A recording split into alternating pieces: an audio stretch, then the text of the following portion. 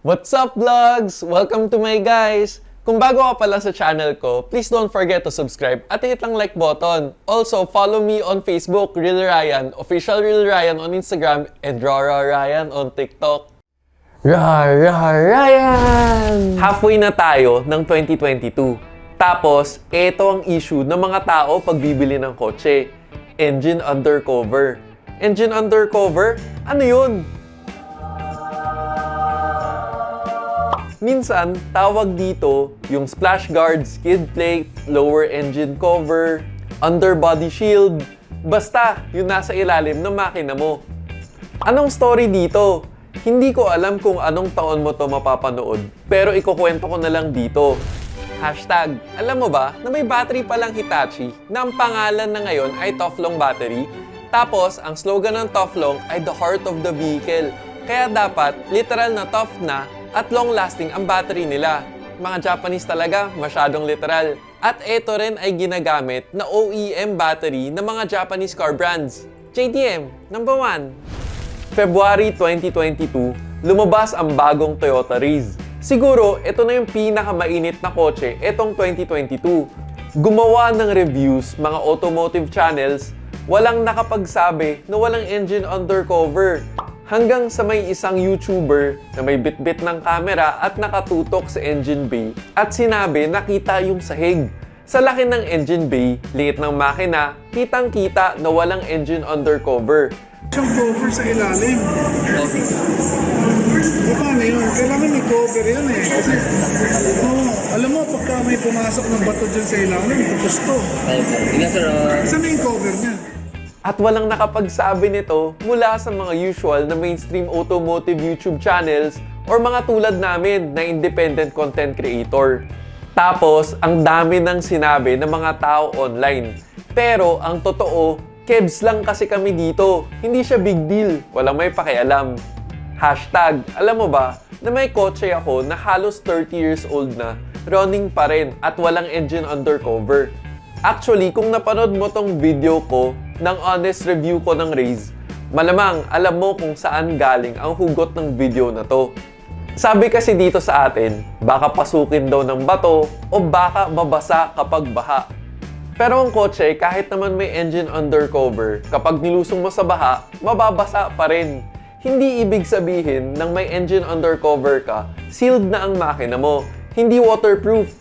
At kailan ka nakakita na may tumirik sa tabi ng kalsada kasi may pumasok na bato? Teka, para saan nga ba ang engine undercover? Kapag nag-search ka sa Google ng benefits of engine undercover, ito ang sasabihin ni Google. Effectively protects vital parts ng engine. Kapag nagka-impact ka sa kalsada, common sense na lang na kapag meron ka nito, syempre, parang nagka-shield yung ilalim ng makina mo. Tapos, improve quality of driving experience. Para sa tunog, may acoustic benefits daw ito. Mas masarap sa tenga. Aerodynamics, can achieve high speed and lower fuel consumption. Mas tipid sa gas. Thermal management, ang pag-maintain ng init ng makina. Meron rin pala tong protect against dust, mud, snow, water, and other road debris. Tapos, meron pang metal o plastic option para sa engine undercover. At kung narinig mo yung mga yun, kung iisipin mo, hindi ka pwedeng magkamali at puro pro lang naman yan para sa'yo at sa kotse. Isipin mo, protection, better ride quality, less drag, more fuel efficient, at thermal management. Benta ba sa'yo? Benta to sa akin eh. Saan pa makakabili nito? Pero, depende kasi ito sa purpose ng sasakyan.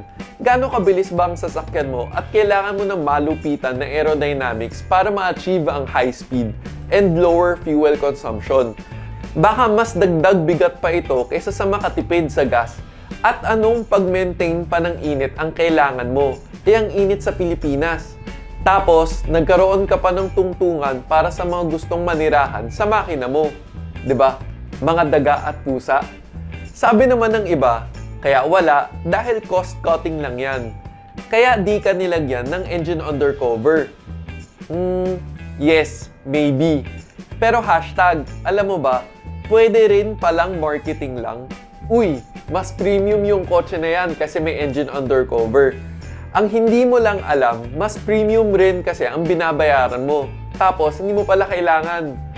Ang mga car manufacturers kasi, minsan may quota rin sila sa kanilang part supplier na kailangan nila mag-support sa nagsusupply sa kanila. Tapos, additional bonus na rin sa pagbenta para masabi na may engine undercover. Actually, sa isang video ko, sinabi ko na hashtag, alam mo ba? Hashtag, alam mo ba na ang specs galing manufacturer ay may warranty? Warranty, ibig sabihin, warranty nila na safe gamitin ang kotse na binibenta nila. Bale, kung walang engine cover ang spec nila, ano ibig sabihin nun? Gets mo ba ako? Saan ka maniniwala? Sa engineers o basta sa nagsasabi lang? 'Di ba? Kasi alam mo, hindi magbebenta ang car manufacturer sa'yo ng hindi safe na kotse. Kasi kung hindi safe, recall yun. Safety issue eh. At kapag nag-recall, mas malaki pang gastos para sa kanila. At bago sila nagpaparating ng kotse, sinisigurado muna kung ano ang tingin nila sa magiging purpose ng kotse. At kung pasok nga ba to sa road conditions natin. Ang common roads naman dito sa atin ngayon ay sementado na. At kadalasan, kung hindi naman sementado, hindi mo rin naman papatakbuhin na mabilis ang sasakyan na baka nga may tumalsik na bato sa makina. Kung yung mga owner-type jeepneys nga sa probinsya hindi nga nasisira kapag nag-off-road, di ba? Eh walang engine undercover yun. Tapos, based pa nga sa experience ko, kapag kinumpara mo yung kotse na may engine undercover versus sa walang engine undercover, mas brittle yung mga rubber at plastic parts sa loob ng makina. Siguro dahil nga kasi kulob ang init, mas naluluto at eventually mas mabilis yung pag-wear out ng mga rubber at plastic parts. Pero pagdating naman sa alikabok ng engine bay, kahit may engine undercover, meron rin. Mas konti nga lang. Grabe kasi ang alikabok dito sa atin. Malamang nasa isip mo ngayon, ano na nga ba? Magpapa-engine undercover ba ako o hindi? Ang tanong, anong kotse ba ang nabili mo? Meron o wala? Kasi kung meron na, andyan na eh. Bakit mo pa tatanggalin? Tapos, kung wala naman, bakit mo naman lalagyan? Kailangan mo nga ba talaga? Ang dami ko nang na-discuss kanina at deciding factor nga ba to sa pagpili ng kotse. Kaya kapag dating sa engine undercover, saan ka? Meron o wala? Comment below. Sana nakatulong. O teka, pag may nakalimutan man ako, comment down below. This is me, Real Ryan, bringing you real talk, real experiences, and real reviews. Don't forget to subscribe, like, and click the notification bell. Thank you for watching. Peace.